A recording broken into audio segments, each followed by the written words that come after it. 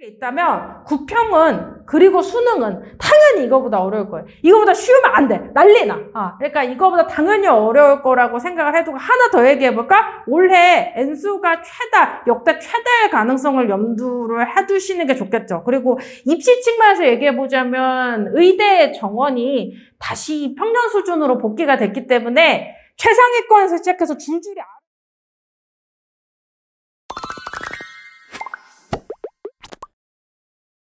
네, 안녕하세요. 덤메드학원에서 국어과를 담당하고 있는 윤미선입니다.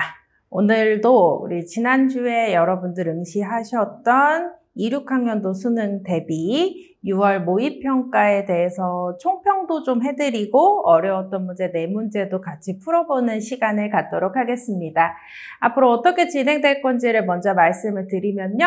일단 등급컷 전체를 한번 훑어보고요. 그다음에 명색이 총평이니까 전체 문제의 구조가 어떻게 생겼는지도 한번 확인을 해보고 그다음에 오답률이 높았었던 5문제가 어떤 게 있었는지도 본 다음에 어려웠던 문제들 엄매를 제외하고 공통 과목에 있는 16, 17번 지문하고 7, 8번에 있는 사회 복합 지문에 있는 문제를 같이 풀어보도록 하겠습니다. 자, 첫 번째로는 등급컷을 좀 보여드릴까 싶은데요. 그래서 EBS 기준으로 해서 보자면 요번에 등급컷은 화법과작문 기준으로는 1등급 컷이 96점, 언어와 매체 기준으로는 93점 이렇게 해서 4점 정도 차이가 나긴 하는데 이 정도 등급컷, 그러니까 90점대를 받았다 할지라도 1등급에 못 들어가고 2등급이 될 수도 있고 80점대에서 버텼다 할지라도 3등급에서 4등급 정도에 걸쳐서 있게 되는 시험이면 좀 쉬운 시험이었다라고 판단이 되죠. 왜 그러냐면 작년에 좀 난도가 높았었던 작년 6평의 등급컷을 보시면 작년 6평에는 화법과 작문 기준으로도 1등급 컷이 86점이었고 언어와 매체는 84점이었거든요. 그러니까 이게 아까랑 비교를 해보시면 85점을 받았다라고 했을 때에 올해 6월 모의평가 기준으로 가자면 3등급에 걸치게 될 텐데 작년 6평 기준으로 1등급에 들어갈 수도 있었던 거죠. 그러니까 제가 보기에는 다 못 읽은 경우도 많지 않았던 것 같고 문제 난도도 좀 쉬웠기 때문에 잘 맞춘 분들이 많지 않았을까라는 생각이 듭니다. 이렇게 쉬운 시험이 나와도 되는가에 대해서 좀 작년 수능과 좀 비교를 해드리면요. 작년 수능에서는 그래도 비교적 문학에서 좀 신유형에 해당하는 신선한 문제들이 많이 나왔던 것 같아요.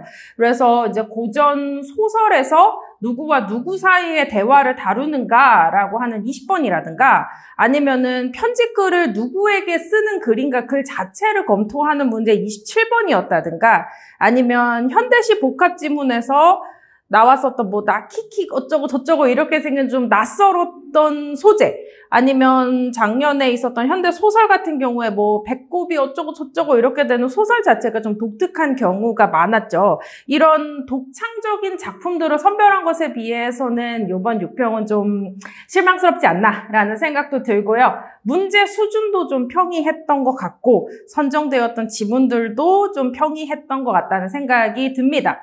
그래서 작년 수능을 화작 기준으로 봤을 때 등급컷은요. 이게 문학이 이렇게 신선한 문제들이 많이 나왔는데도 1등급이 95점이고 80점대를 받은 경우에 3등급에 걸치게 되는 정도의 난도가 나왔거든요. 그러니까 이게 바꿔 말해보자면 작년에 6평이나 9평에 합류하지 않았는 데에 수능은 응시하게 된 N수생들이 6만 정도로 추산이 됩니다. 그러니까 그런 좀 상위권에 혹은 반수를 하는 N수생들이 들어오게 되면서 이거보다도 난도가 높은 시험임에도 불구하고 등급컷을 쭉 끌어올리게 되는 거죠. 그래서 이걸 바꿔놓고 말하자면, 이거 전에 있는 걸로 볼까요? 바꿔놓고 말하자면 좀 수능이 실제로 이거보다 더 많은 N수생들이 유입이 되는 수능에서 이 정도 난도가 나오면 아마 1등급 컷은 100점으로 올라갈 수도 있어요. 그래서 이렇게까지 낼 리는 없고 아마 9평에서는 조금 더 어렵게 나오지 않을까. 그리고 올해 수능도 이거보다는 어렵게 나오지 않을까라고 생각이 듭니다. 자, 다음 순서로는 전체 문제를 우리 화법과 작문이나 언어와 매체까지 포함해서 한 번 더 쭉 훑어보면서 문제 경향성을 한번 확인해보면 어떨까 싶습니다. 여러분들 시험지를 가지고 계시면 시험지에 1페이지부터 그냥 같이 쭉 훑어보도록 해요. 자, 첫 번째로 독서론 문제의 경우에는 의미를 확정하는 과정인 동형이의어라고 하는 좀 독특한 소재가 나오게 됐죠. 그래서 제가 지금까지 봤던 결과로는 대체로 독서론의 경우에는 종류를 나누는 방법이 더 많이 나오는 경우가 많았는데 올해 6평에서는 아예 동형이의의 의미를 확정하는 순서로 이해한다는 측면에서 지문의 구성이 조금 독특하긴 합니다. 그리고 독서론의 3점짜리 문제에서는 뭐 사과 아니면 배 이런 동형이의어의 의미를 확정하는 과정이 나왔는데 이게 사실은 동음이의어나 동형이의어가 언어와 매체 문법 파트에서 다루고 있어요. 그래서 화작을 선택한 사람들은 생자로 읽고 풀어야 되니까 조금 불리하진 않았을까라는 생각은 들지만 지문을 찬찬히 읽고서 보면 시간이 부족하지만 않다면 풀 수 있었던 문제라고 생각이 듭니다. 자, 그것과는 다르게 이제 4에서 9번에 해당하는 가나복합 지문이 사실 지금까지는 되게 많은 경우에 가나복합이 동양 철학이나 서양 철학 혹은 역사 등에서 인문 복합 지문으로 나오는 경우가 많았어요. 그래서 가나복합을 대체로는 인문 복합으로 바꿔서 부르기도 했지만 이번 6평에서는 나지문에서는 명백하게 법률이 나왔고 가지문에서는 법률과 철학이 좀 결합되어 있는 법률에 훨씬 더 가까운 주제라고 볼 수 있겠죠. 그래서 이제 사회복합이라고 부를 수 있겠네요. 그래서 가지문에서는 특히나 자유주의적 법철학 법모델에서 사회복지국가적 법모델로 그리고 절차주의적 법모델로 변환되는 세 가지의 흐름을 드러내주는 통시적 구조를 잡으시는 게 포인트가 아니었나 싶고요. 그다음에 나의 법률 지문의 경우에는 제가 읽어본 결과 이제 부동산의 계약을 갱신할 때 갱신 거절 사유라든가 갱신권을 하면 최단 존속 기간이 나온다든가 이런 류의 키워드는 올해 수특하고 강하게 연계가 되었기 때문에 여러분들이 읽기에 좀 부담이 덜 하지 않았을까 싶습니다. 평가원에서 실제로 말하는 연계 체감도를 올린다라고 하는 게 좀 감이 오는 게 메인 키워드에 해당하는 갱신권이라든가 최단 존속 기간 등이 그대로 사용이 되었기 때문에 조금 익숙하게 읽을 수 있지 않았을까 싶습니다. 구체적인 문제를 보자면 문제 4번의 경우에는 통시적 구조를 볼 수 있느냐 이런 게 확인이 좀 되고요. 문제 5번의 경우에는 기억의 밑줄 친 내용의 이러한 악순환 등의 지시어를 좀 확인을 해보시는 게 어떨까 싶습니다. 그래서 기본적인 추론 문제를 볼 때 이 지시어가 의미하는 바를 앞뒤 맥락을 통해서 추론하는 유형의 문제가 좀 출제가 됐었고요. 그다음에 6번의 경우에는 가와 나를 읽고 이제 기초 추론에 해당하는 일치불일치 문제가 나오지만 이제 가와 나를 연결해서 확인할 수 있느냐 이런 걸 드러내주는 문제였던 것 같습니다.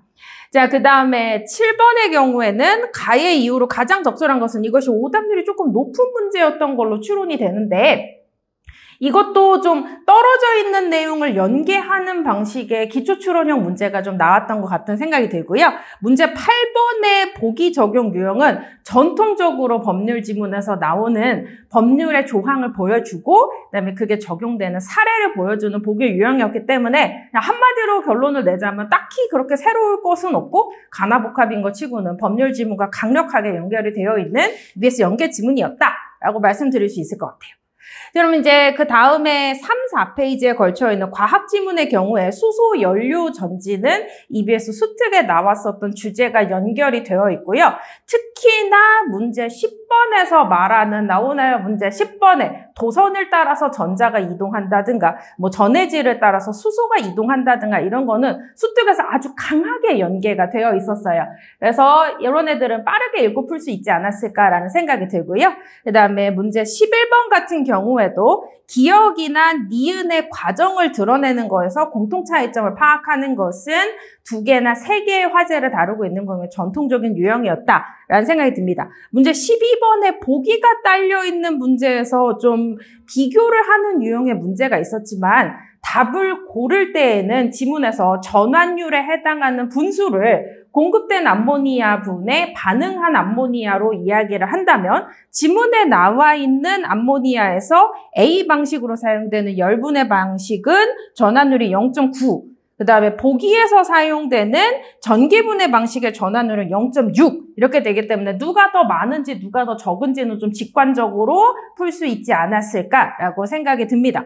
그래서 제가 느끼기에는 이 암모니아의 분해 를 통한 수소 연료를 얻어내는 방식을 드러내는 부분은 EBS와 주제 연계도 강하게 되어 있지만 좀 과정이나 순서를 나타내준다는 점에서 작년 6평에서 고분자 화합물을 만드는 폴리 이런 걸 만드는 과정을 드러내는 지문하고 논리적 구조는 굉장히 유사했다는 생각이 들고요.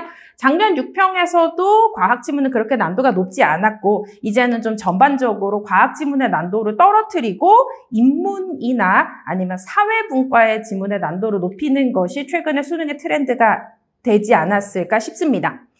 그 다음으로 이어서 이번엔 플로리디의 정보 철학이 EBS와 강하게 연결되어 있었던 인문 지문이고요. 오랜만에 철학에 해당하는 지문이 독립된 지문으로, 가나복합이 아니라 독립된 지문으로 나왔는데 생각보다 오답률이 높았어요. 그래서 왜 그랬을까를 생각해 보자면 이 지문이 플로리디의 정보 철학만을 설명하는 게 아니라 여기 경험주의라든가 칸트라든가 생명중심 윤리학이나 뉴턴의 절대 공간 등과의 차이점을 바탕으로 해서 플로리디 정보 철학을 소개를 하고 있기 때문에 공통점과 차이점을 잡아내는 방식으로 독해를 해내야만 했고 그런 측면에서 정보량이 좀 많다고 여겨졌기 때문에 여러분들 힘들어 했거나 아니면 시간이 부족해서 읽지 못했거나 해서 오답률이 높지 않았을까 싶습니다. 구체적인 문제를 한 번씩 훑어보자면 이제 문제 14번에 플로리디 정보 철학의 이해에 관해서는 중심 내용 뽑을 수 있는지 물어보는 문제였죠. 그 다음에 문제 15번 같은 경우에는 추상화 측미를 나타내는 밑줄친 기억의 의미인데요. 얘도 마찬가지로 앞뒤 맥락을 바탕으로 해서 같은 셈인말을 연결하는 것들이 종종 나오네요. 이 문제 유형을 잘 봐주시겠어요? 아까 가나복합에서도 그랬고 밑줄친 가 혹은 밑줄친 기억 얘가 가지는 의미를 지시어나 예시 등을 통해서 설명하고 있을 때 이거 궁극적으로 가리키는 바가 누구인지를 찾는 문제가 종종 나오네요. 이런 애들도 있었고요. 자, 그 다음에 문제 16번에 선택지를 한번 보실까요? 이게 나름 신유형이라면 신유형일 수는 있는데 작년만큼의 충격은 없죠. 왜냐하면 선택지에 나오는 상충하겠군, 상충하지 않겠군 이렇게 되는 게 재작년부터 새롭게 떠오르고 있는 선택지에 나오는 워딩 아니겠습니까? 그래서 기출문제를 좀 본 사람들이라면 상충이라는 단어를 몰라서 틀리는 경우는 없겠죠. 작년엔 좀 있었어요.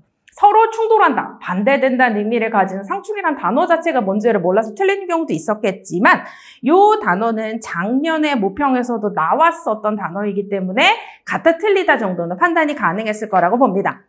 자, 그 다음에 문제 17번의 경우에는 얘는 좀 문제 풀기가 당황스러울 수도 있었을 것 같아요. 시간이 부족한 친구들은 지레 포기하기도 했을 거예요. 네, 보기에서 설명되어 있는 것이 딱 초점을 맞춰서 좁혀줘요. 되게 많은 관점들과의 비교를 하고 있었지만 문제 17번은 칸트하고만의 공통점 차이점을 찾는 문제였고 이거는 섬세한 차이점을 포착하는 방식으로 접근하는 유형의 문제였던 것 같습니다. 여기까지가 독서 영역 17번까지였고요. 문제 난도상으로 보다면 제가 그렇게 어렵진 않다, 쉬웠다 이렇게 말씀을 드리기는 하는데 유형으로 보자면 16, 17번에서 비교적 신유형을 접근하려는 느낌을 주고요. 과학 지문의 경우에는 전통적으로 출제되었던 유형에 맞춘 지문의 내용과 선택지의 논리를 가지고 있는 것 같습니다.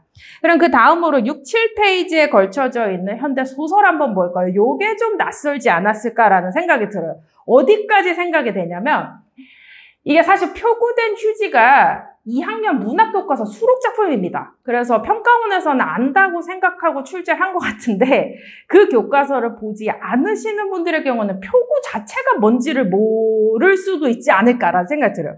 그래서 저는 좀 아쉽다는 생각이 드는 게 표구 정도는 단어 뜻을 달아줘야 되지 않았을까? 출제하는 사람이 그 정도는 배려해야 되지 않았을까 이런 생각이 들어요. 그냥 나온 김에 소개를 해드리자면 병풍이나 이런 그림에 해당하는 작품들이 종이 위에다가만 딸랑 그려놓으면 종이가 헐거나 찢어지거나 해서 문제가 생길 수 있잖아요. 그래서 그 그림 그려놓은 종이 뒤에 빳빳한 종이를 발라서 붙인 다음에 그걸 액자에 딱 끼워가지고 그림이 손상되지 않게 만드는 과정이 표구예요.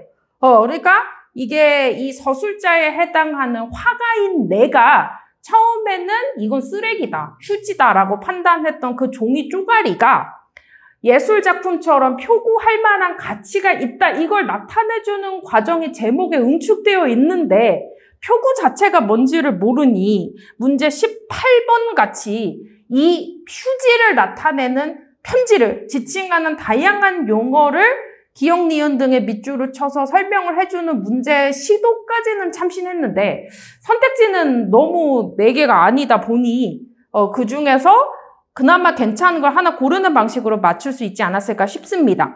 문제 19번에 있는 서술상 특징도 굉장히 낯설죠. 왜냐하면 여기서 저만치 한 구석으로 가서서 요 구절? 하나 때문에 저만치에 해당하는 거리라든가 한 구석에 해당하는 위치라든가 이런 것들로 정답 5번을 골라내는 거죠. 그러니까 전통적으로 알고 있었던 뭐 시점이라든가 아니면은 서술 대화 묘사라든가 아니면 직접 제시, 간접 제시라든가 이런 류의 이론하고는 좀 거리가 떨어져 있는 문제여서 낯설게 느껴지진 않았을까 하는 생각은 듭니다. 문제 20번의 경우에 편지의 내용도 이 편지에 띄어쓰기가 안 돼 있어서 좀 당황스럽죠. 별건 아니지만 그 7페이지 맨 위에서 넷째 줄에 니는 빨리 장가 안 들어야 걷나? 라고 하는 이 경상도 사투리 장가 들어야 되지 않겠니? 라는 거를 봤을 때 이게 직관적으로 이해가 안 되는 경우도 좀 있었다고 하더라고요. 그래서 이런 부분에서 난도가 좀 높았을 것 같다라는 생각이 들고요. 그 다음에 조금 볼만한 유형의 문제가 문제 21번이죠. 보기가 딸려 있었는데 이 소설이 딱히 명백하게 갈등을 가지고 있지 않은 유형의 정말 사건만 서술되고 있는 소설이었기 때문에 갈등 방식이나 인물의 양상으로는 출제가 되지 않았던 것 같고 구성 방식에 해당하는 문제가 나왔는데 제가 보기에는 보기에서 설명되어 있는 이론이 액자식 구성하고 그다음에 시점이 바뀌는 거하고 시간의 순서 이렇게 3가지의 이론이 다 복합이 되어 있어서 보기에서 뭘 물어보는지가 좀 혼란스러웠을 수 있을 것 같다는 생각은 듭니다. 어쨌든 간에 우리가 액자식 구성이 나왔든 역순위적 구성이 나왔든 이것만 약속해요. 구성이 독특하다면 시간 순서대로 완전히 사건을 재구성하는 것이 반드시 필요합니다. 그러면 보기에서 설명된 대로 보자면 편지의 내용, 내부 이야기, 외부 이야기의 순서로 완전히 시간이 재구성돼야 된다는 걸 본다면 21번의 선택지 2번 시간적 선후가 B에서 A로는 역전이 아니라 순행이라는 걸 알 수 있을 거예요. 다시 말씀드릴게요. 사건의 구성이 독특한 경우에는 시간의 순서대로 재구성해 두시고 소설에 있는 내용을 사건 단위별로 잘라가면서 읽으시는 게 필요하겠습니다. 현대소설이 조금 난도가 있었다는 생각이 들고요. 그 다음에 8, 9페이지에 있었던 고전시가와 나지문의 수필복합을 한번 볼까요? 그래서 가사에 해당하는 동요가는 EBS 수특 연계였고요. 해촌일지는 조금 낯선 작품이었을 것 같습니다. 그래서 특히나 가사는 이게 작품이 긴데도 불구하고 수특에 인용된 부분과 거의 동일한 부분이 인용됐기 때문에 확실하게 연계 체감이 되었을 거라는 생각이 들고요. 그러다 보니까 문제 22번이나 문제 23번 같은 거는 연계가 되었으니까 잘 보였을 것 같고 문제 24번에 이제 돌을 어디다가 발밑에 괴어놨다가 어디 끼우고 싶다 이런 류의 부분은 수특에 없었기 때문에 조금 낯설어서 시간을 끌 수는 있었을 것 같다는 생각이 들어요. 그다음에 문제 25번의 나지문 같은 경우에는 26번의 보기를 본다면 이게 기행문이라는 설명이 있었기 때문에 기행문 낯선 작품을 읽을 때는 언제나 어디를 갔는지, 여정, 그 다음에 시간 순서대로 구성하는 게 핵심이니까 답은 쉽게 고를 수 있었을 것 같습니다. 문제 26번에서는 이거는 문제 스킬적으로 접근을 해본다면 26번의 선택지 3번에 동일한 장소를 다시 찾아갔다는 설명이 나오는데 이게 그 보기에 설명이 되지 않았어요. 그래서 지문하고도 연결이 되지 않고 박스에 들어있는 보기하고도 연결이 되지 않아서 이게 정답으로 골라내는 것까지는 할 수 있지 않았을까라는 생각이 듭니다. 그리고 나서는 이제 10, 11페이지에 나오는 고전소설 김진옥전도 수특 연계 지문이고요. 이게 참조한 판본이 조금 다른 것 같아요. 그래서 사용된 단어들이 조금씩은 다르지만 뭐 우양공주가 모함을 한다든가 그래서 김진옥의 아버지나 아내를 좀 고난에 처하게 한다든가 이런 부분은 완전히 같은 부분이 인용이 되었기 때문에 얘도 확실하게 연계 체감이 됐을 겁니다. 그래서 제가 좀 아쉬운 게 있다면 문제 27번 같은 경우에는 전체 줄거리를 알았으면 그대로 풀 수 있는 문제가 아니었을까라는 생각이 들어요. 그래서 조금 독특한 문제가 28번에 해당하는 건데요. 그래서 최근에는 뭐 구절이나 아니면 소재 같은 것들이 하나, 두 개가 아니라 되게 많은 소재들이 밑줄이 쳐져서 나오긴 하는데 옳은 걸 고르는 것 치고는 나머지 4개 선택지가 너무 아니기 때문에 선택지 1번이 그렇게 마음에 들진 않더라도 고를 수밖에 없는 유형의 문제였던 것 같고요. 그다음에 29번의 경우에는 줄거리 요약하는 건데 우양공주가 김진옥의 아버지와 그 자식을 모함하는 부분은 수특에 이미 나온 부분이기 때문에 그걸 선후 관계를 정리하는 건 어렵지 않았을 것 같고요. 그다음에 문제 30번의 경우에는 갈등 양상을 좀 잡으셔야죠. 갈등 양상을 잡으셔야죠. 그래서 보기에서 뭐라 그랬냐면 초월적 세계에서 일어나는 갈등을 인간 세계의 영웅이 해결해 준다라고 하니까 누구와 누구 사이의 갈등이다 어쩌고 저쩌고가 나올 때에는 꼼꼼하게 보셔야 한다는 걸 알 수 있겠습니다. 자, 그다음에 문학의 마지막 지문으로 가보자면 31에서 34번에 해당하는 현대시 복합인데요. 나지문에 나와 있었던 역사가 수특에 연계되어 있었던 걸로 기억이 납니다. 그래가지고 작년 수능의 현대시 약간 되게 포스트 모던한 막 나 당신 키키 뭐 어디에 기대어 이렇게 보는 것에 비하면 매우 쉬운 지문이었다는 생각이 들어요. 그래서 문제 유형을 좀 구경을 해보시자면 31번에 해당하는 중심 소재를 반복적으로 제시한다. 이런 것들은 시에서 전통적으로 출제되는 요소들이고요. 그다음에 32번 같은 경우는 가지문이 비연기였기 때문에 좀 낯설긴 하겠지만 뒤돌아본다라고 하는 게 여전히 대상을 바라보려고 하는 의도임을 알았다면 정서적 거리감이 아니라 물리적으로 멀어지는 과정에서도 여전히 애착이 남아있었다는 것까지는 추론이 가능할 것 같습니다. 33번의 경우에 역사는 수특 연계이기 때문에 상징적인 요소는 잘 알았을 것 같고요. 그다음에 좀 34번의 경우에 보기에서 뭐 시간적 속성의 일시성이 어쩌고 뭐 영속성이 어쩌고 이런 유형의 문제가 나오긴 했는데 선택지에서 고르자면 이제 틀린 선택지가 비연계 지문인 가지문에서 답을 찾게끔 만들어서 좀 난도를 높이려는 의도가 아니었나라는 생각은 들어요. 전체로 정리를 해드리자면 이번 6평에서는 정말로 딱 50%가 수특에서 연계가 됐고 그리고 작품이 연계된다고 약속해 준 것이 고전 소설도 그렇고 고전 시가도 그렇고 수특에 있었던 부분이 충실하게 연계가 되었기 때문에 수특을 좀 열심히 공부하신 분들은 연계 체감이 확실하게 되지 않았을까라는 생각이 듭니다. 그 다음에는 이제 화법작문 파트를 한번 가볼까요? 근데 사실 화법작문의 1페이지에 해당하는 발표가 나오는 부분은 너무 당연한 문제들이 나오기 때문에 기출분석만 제대로 해놨어도 크게 문제되진 않았을 것 같은데요. 화법작문의 2, 3페이지에 나오는 38에서 42번 유형의 경우에는 이거는 문제 유형의 지문의 유형을 좀 봐두셨으면 합니다. 그래서 2페이지 맨 위에 38에서 42 이렇게 해놓고 가는 어쩌고 저쩌고 이렇게 되는 애를 발문이라고 부르거든요. 그래서 그 발문에서 비평문에다가 네모 한번 쳐보시겠어요? 그래서 특정한 매체나 아니면 뭐 영상물이나 이런 것들을 보고 이 비평하는 주체가 이 작품의 가치 같은 걸 평가하는 유형의 글인 비평문은 올해 새로 도입된 이의개정 국어교과서에서 매우 비중 있게 다루어지는 최근에 아주 각광받고 있는 글의 유형입니다.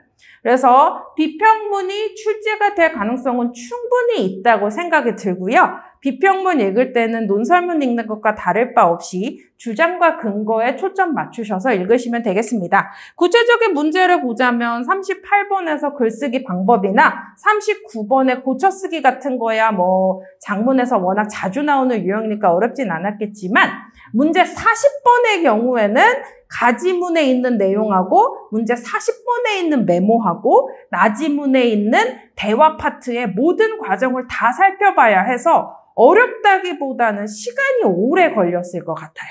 그래서 요번에 여러분들이 풀었을 때 공통보다도 선택이 훨씬 더 까다롭고 어려웠다. 선택 과목에서 시간을 많이 썼다. 이런 생각이 드는 게 문제 배치 방식 자체가 모든 걸 다 살펴봐야 되는 방식으로 문제를 냈기 때문에 조금 어려웠을 것 같고, 그래서 아무리 생각해도 이제 언매가 좀 어렵기 때문에 화작 난도를 높이기 위해서 이렇게 시간을 끄는 유형의 문제가 나오지 않았을까 싶습니다. 여러분들 괜찮으시다면 이 40번의 문제 유형을 잘 봐두시고 선택지에 있는 내용도 가와 연결되는 것과 메모와 연결되는 부분과 나와 연결되는 부분은 다 하나하나 꼼꼼하게 평소에 체크를 해두시고 시험장에서는 직관적으로 풀 수 있게끔 연습해 두시면 좋겠습니다. 자, 그다음 문제 41번이나 문제 42번 같은 경우에는 제가 보기에는 장문에서 자주 나오는 유형이기 때문에 크게 어렵진 않았을 것 같아요. 그래서 이제 정리를 해드리자면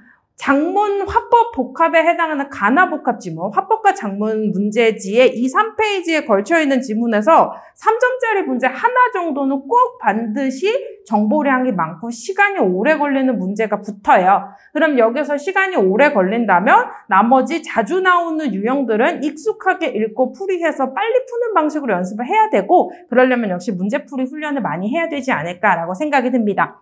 자, 그다음에 마지막 화법과 장문의 3, 4페이지에 있는 장문에 해당하는 요소는요, 제가 보기엔 되게 뻔한 유형이 나왔는데 조금 독특한 게 있다면 문제 45번에서 도표 나오고 원그래프 나오고 신문기사 나오고 뭐 보고서 나오고 이런 매체 자료를 활용하는 문제가 대체로는 난도가 높은 편이었는데, 이 문제에서는 제가 보기에는 문제 40번이 조금 까다롭기 때문에 문제 45번의 자료 활용에 보기는 그대로 왔지만 선택지에서 난도를 좀 떨어뜨려 준 게 아닌가 싶습니다. 그래서 원래는 화법과 장문에서 가장 오답률이 높은 문제는 45번인 경우가 많았는데요. 이번에는 40번이 조금 더 어려운 시험이었다라는 생각이 들어요.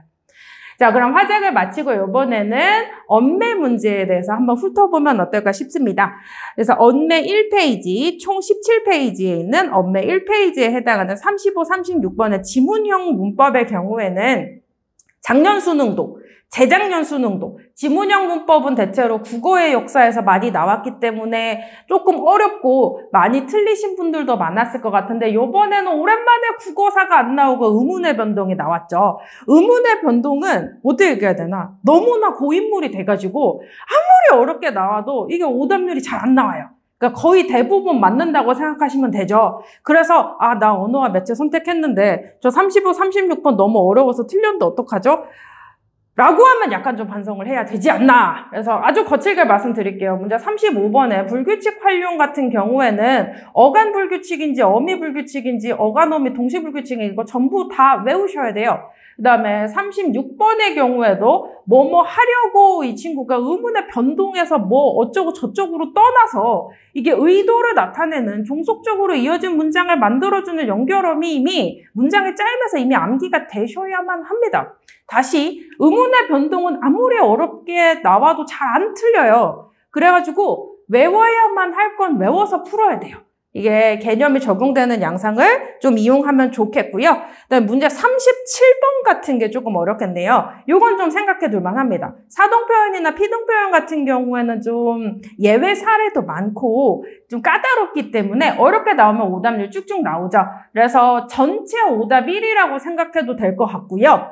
네, 언어와 매체를 선택한 사람이 그렇게 많지 않기 때문에 언매 선택자들 내부에서는 오답 1이 문제였고, 바꿔놓고 말하자면 언매를 선택하는 경우에 상위권이 많다고 친다면 상위권들이 가장 많이 틀렸던 문제라고 판단이 됩니다. 근데 이것도 제 입장에서는 조금 아쉬운 게 뭐냐면 사동과 피동의 경우에는 다시 말씀드릴게요. 어렵게 나오면 너무나 어렵기 때문에 예외 사례까지도 다 외우시는 게 좋아요. 잘 풀려면. 그래서 37번의 선택지 5번 한번 보세요. 이 감기에 걸리다에 해당하는 애가 뭐뭐가 감기를 걸다라고 하는 능동문이 불가능한 피동문인 사례 같은 것들은 예외 사례 정도는 다 같이 외워두시는 게 좋아요. 다시 사동과 피동의 개념 자체를 아는 게 중요한 게 아니라 피동문에 나타나는 예외 사례 같은 거, 뭐 이중 피동문에 해당하는 경우라든가 피동인 척하지만 형용사의 변화를 나타내주는 사례라든가 능동문을 설정할 수 없는 피동문 같은 사례라든가 이런 까다로운 예외 사례까지도 다 암기를 해두시는 게 낫지 않을까 싶습니다. 어려웠던 문제였던 건 맞아요. 자, 그 다음 페이지에 해당하는 38번 같은 거 문장의 짜임에서 관형절 문제 나왔죠. 이것도 좀 쓴소리를 좀 할까? 그래서 문법 문제가 수능에 30년간 나오면서 이 정도로 고도화됐다면 단순히 관형절이 관형사형 전성언미가 결합됐네 어쩌네 이런 이론이 아니라 관계관형절과 동격관형절로 나누어져 있고, 이제 동격관형절의 경우에는 문장에 생략된 요소가 없다 정도는 암기하고 있어야 되지 않을까. 문법 공부는 아주 꼼꼼하게 하셔야 합니다. 그래야 생각을 좀 덜 하고 빨리 풀 수 있어요. 그다음에 마지막에 39번의 중세국어 문제 쉽게 나와서 다행이죠. 그래서 모음조화에 해당하는 유형의 문제가 나왔지만 이것도 생각해 둘만 하겠죠? 어이나 우이 등 현대국어에선 단모음으로 처리하는 애들이 중세국어에선 이중 모음이었고, 뒤에 있는 애가 반모음 2로 종결이 되는 하향식 이중 모음이라는 것 정도까지도 알고 계셔야 합니다. 그래서 이 문제, 문법 문제로 훑어본다면 얻을 수 있는 교훈은 뭐냐면요. 언매가 어려워진다는 건 외워야 하는 애들이 아주 지엽적이라는 거예요. 그래서 여러분들이 좋아하시는 문법의 개념서를 가지고 계신다면 이런 유형의 문제가 나왔을 때 여기가 현대국어는 단모음이라고 쳤는데 이게 이나 우이로 읽는 이중모음이어서? 뒤에 있는 애 이가 반모음 2로 끝나는 애여서 이런 예외 사례를 보잖아요? 그런 개념서에 추가해놓는 방식으로 아주 꼼꼼한 이론의 내용을 완성을 해두셔야 실제로 시험장에서 좀 덜 당황하실 수 있지 않을까 싶습니다. 자, 그다음에 매체 문제도 한번 볼까요? 그냥 한마디로 얘기하자면 너무 뻔하고 당연한 문제들이 나왔는데 제가 좀 열받는 건 뭐냐면 제대로 된 매체 문제라기보다는 거의 내용일치 아닌가. 그죠? 40분 같은 것도 엄청 황당스럽죠? 문제 40번에 가나에 나타난 이제 선택지 5번에 나에서는 어쩌고 저쩌고 자동 저장된배당 가에 나온 거 아니냐고. 그러니까 위치상으로 안 맞는다든가 41번 내용일치, 42번 내용일치, 43번 내용일치. 이거는 내용일치잖아요. 결론. 정보를 어디에서 찾을 수 있느냐, 눈으로 서칭할 수 있느냐 하고 능력이 판가름이 되는 유형의 문제가 매체였던 것 같아요. 매체 마지막 페이지에는 44, 45번도 마찬가지예요. 얘를 잘 푸는 게 중요한 게 아니라 얼마나 빨리 찾을 수 있느냐가 관건이고, 제가 경험해본 바에 의하면 이게 언어와 매체에서 문법 문제가 어려웠잖아요. 더 정확하게 얘기하면 37번에서 말렸잖아. 그리고 이제 국어사에 해당하는 39번 같은 경우에도 하향식 이중모음이나 이런 거 잘 몰랐다면 잘 안 됐잖아. 그러니까 이거 생각을 많이 하게 되면 매체에서 빨리 풀어야겠다는 생각이 들게 되면서 평소에는 잘 찾을 수 있었던 정보도 잘 안 찾아진다거나 이렇게 하면서 시험 운영 자체가 말리는 케이스를 제가 좀 많이 봤어요. 그래서 어떻게 생각하셔야 되냐면 매체는 어차피 모든 지문의 답이 다 들어가 있고 내가 찾아내야 되거든요. 이런 경우에 내가 만약에 멘탈이 약하다라고 하면 언어까지만 하고 다른 거 보고 좀 리프레시 한 다음에 다시 매체로 오든지. 그래서 매체에서 내가 정보를 찾아내거나 아니면은 발췌독을 하는 것이 잘 안 풀리는 경우에 대응책을 반드시 생각해 두실 필요가 있을 것 같습니다. 자, 일단 여기까지 해서 우리 이번에 6월 모의평가에 해당하는 전체 문제의 경향성을 하나 확인을 해봤고요. 그 다음에는 좀 오답률이 높았던 문제들에는 어떤 애들이 있나도 같이 보도록 하겠습니다. 오답률이 높았던 문제들을 보여드리면 아까도 말씀드렸죠. 이거 선택 과목이기 때문에 따로 넣기는 좀 그렇지만 언매 선택자들 중에서 전체 오답률 1등으로 추측이 되는 게 언매 37번에 있는 능동문이 설정될 수 없는 피동문에 해당하는 문제였고요. 그거를 제외하고 공통해서 보자면은 가나복합 지문 내에서 요렇게 오답률 2등, 3등짜리가 두 문제가 나왔고요. 그 다음에 플로리디의 정보 철학과 관련해서 16번, 17번에서 나왔고, 그 다음에 암모니아의 열분해에 해당하는 부분에서 오답률이 높은 문제가 나왔는데 요거는 하나 봐주시겠어요? 정답률을 확인을 해보자면 사실은 오답률 3위부터는 절반 이상은 맞았다는 얘기죠. 그러니까 아주 많이 틀린 문제라고 해봤자 많이 틀린 비율이 64%, 65% 이렇게 된다는 얘기죠. 그러니까 모든 사람들이 틀린 문제가 그렇게 많지는 않다는 거예요. 그러면 이거를 어떻게 이야기할 수 있냐면 작년 6평의 경우에는 오답률 상위권 5개의 문제들이 정답률이 30%가 넘어가는 게 거의 없었어요. 그러니까 그만큼 푼 사람들이 거의 다 틀린 문제, 찍은 것과 별로 다를 바 없는 문제가 꽤 많이 나왔다는 거죠. 5문제, 6문제 이렇게 나왔다는 거죠. 근데 그것과 다르게 올해 오답률 상위에 해당하는 문제는 절반 이상은 맞춘 문제들이 꽤 많아서 이거 바꿔놓으면 어떻게 이야기가 되느냐? 상위권 애들이 틀린 문제가 엄매 37번 말고는 거의 없을 것이다. 이런 생각이 들죠. 결론, 그러므로 수능 이렇게 나오면 큰일 납니다. 이게 1등급 컷이 100점 내외로 설정이 된다면 마킹 실수, 한두 개를 잘못 읽었다든가 아니면은 의도치 않게 시험에서 말렸다든가 이렇게 했을 때 변별이 불가능해져요. 그럼 한마디로 얘기하자면 결론, 수능은 이렇게 나올 리가 없어요.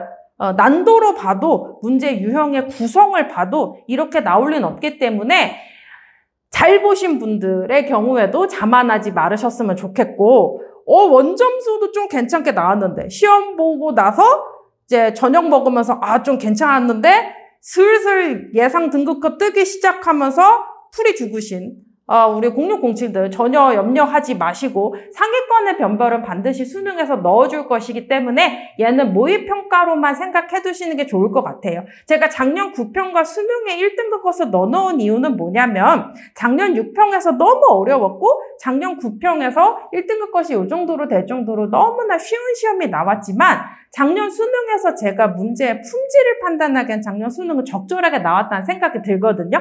그럼에도 불구하고 6, 9평에 합류하지 않았던 N수들이 작년 수능 응시하게 되면서 심지어 작년에는 의대 증원 이슈가 있었죠. 그래서 상위권들을 중심으로 N수에 너무나 많이 들어오게 되면서 작년 수능 문제가 작년 9평보다도 훨씬 어려웠음에도 불구하고 1등급이 그렇게 큰 차이가 없었단 말이죠. 그럼 이걸 바꿔놓고 보자면 6평에서 이렇게 등급 컷이 높은 시험이 나왔는데 이게 그대로 수능이었다면 등급 컷은 변별 자체가 상위권에서 불가능해질 것이고 그러면 이렇게 나올 리가 없다라고 생각하시면 될 것 같아요. 자, 이렇게 해서 시험 문제에 대해서 전체 총평을 해드렸다면 이번에는 좀 어려웠던 문제에 대해서 풀이를 해드리려고 합니다. 좀 짧은 지문을 먼저 볼까 싶어요. 오답률이 높았던 문제에 여러분들 시험지로는 5페이지에 해당하는 플로리디의 정보 철학을 다루고 있는 지문을 볼까 합니다. 문제지 5페이지 펼쳐보시겠어요? 인문지문에 해당하는 플로리디의 정보 철학 중에서 오답률이 높았던 문제인 문제 16번과 문제 17번을 같이 풀어보도록 하겠습니다. 지문을 그렇게 어려운 건 아닌데 내용이 정리가 좀 돼야 되니까 한번 쭉 같이 훑을게요. 생각보다 빠른 속도로 읽어볼게요. 갑니다. 1문단입니다. 인간은 정보와 독립적으로 존재하면서 정보는 인간의 도구와 불과하다는 인간 중심주의와 달리 플로리디의 정보처럼 달리잖아? 하여튼 차이점으로 얘기하겠군 이렇게 생각하시면 되겠죠? 플로리디의 정보 철학은 인간을 정보적 존재의 하나로 간주합니다. 인간을 포함한 세계 내의 모든 존재는 속성과 정보로 환원된다는 것이다. 개뿔도 아닌데 이거 하나 생각해 볼까요?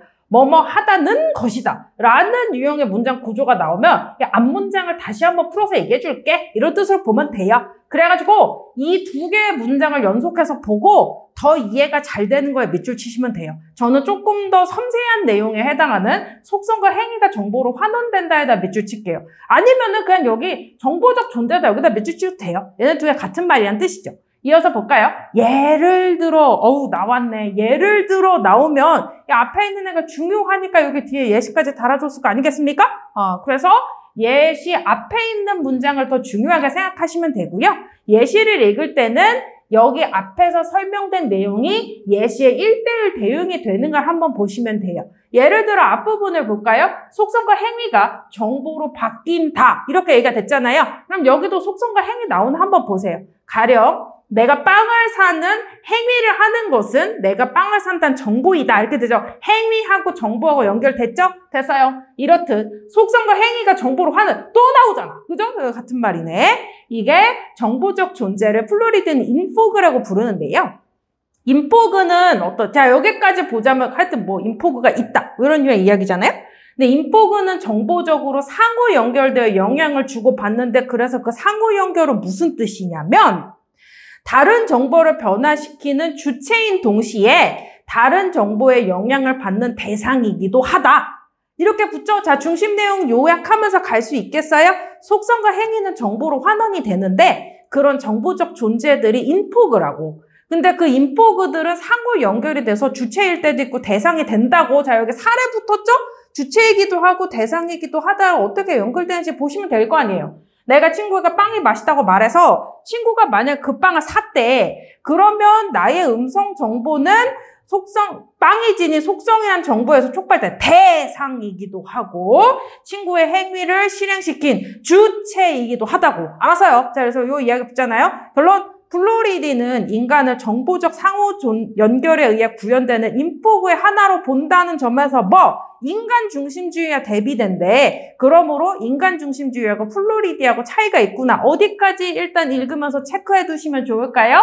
인간 중심주의하고 플로리디는 대비된데 어느 측면에서 대비가 되는데 그러면 요거 문장 보고 추론해야 될 거 아니야. 추론할 수 있겠어요? 인간 중심주의는 인간은 별도래. 그럼 이것과는 다르게 플로리디가 말하는 인포그는 그럼 뭐라고 보면 돼? 이런 정보적 존재에 해당하는 애들의 인간이 별도가 아니라 모든 인간하고 다른 존재들도 다 포함된다. 이런 걸로 반대로 만들어낼 수 있겠죠? 이 문단입니다. 인간을 바라보는 관점의 차이. 괜찮은 밑줄 한번 쳐둘까요? 왜냐면 이게 그 뒤에 윤리적 견해의 차이로 이어진다. 그럼 이 문단은 윤리적 견해의 차이 이야기하는 거 아니겠습니까? 그럼 여기 앞에 있는 인간을 바라보는 관점의 차이는 누구겠습니까? 1문단의 중심 내용을 요약해주는 셈인 말이죠? 그럼 읽으면서 다시 한번 머릿속에 떠올릴 수 있겠어요? 인간을 바라보는 관점의 차이. 인간 중심주의는 인간만을 별도로. 플로리디는 인간도 다른 존재도 전부 인포그로. 인포그는 뭔데? 상호 연결되어 있음. 이렇게 외우면서 읽을 수 있겠어요? 이 정도 연습은 하시는 게 맞아요. 어쨌든 이 문단에서 이제 윤리적 견해의 차이로 이어진대. 그래가지고 존재함, 즉 있음을 경험될 수 있다는 걸로 정의하는 경험주의가 있고요. 인포그에서 말하는 있음은 상호 연결의 주체와 대상이 될 수 있다는 뜻으로 정의된다. 이렇게 하여튼 뭔가 차이가 있다는 거죠. 다시 그러면 경험주의는 있음은 경험됨으로 말하면 되고 인포그에서 있음은 인포그에서 중요한 건 상호 연결이었잖아. 그러니까 상호 연결로 정의가 돼요. 어쩌고 저쩌고. 그러한 연결 속에서 인간을 비롯한 모든 인포그들은 중요해서가 아니라 문제 풀려고 밑줄 한번 쳐볼까요?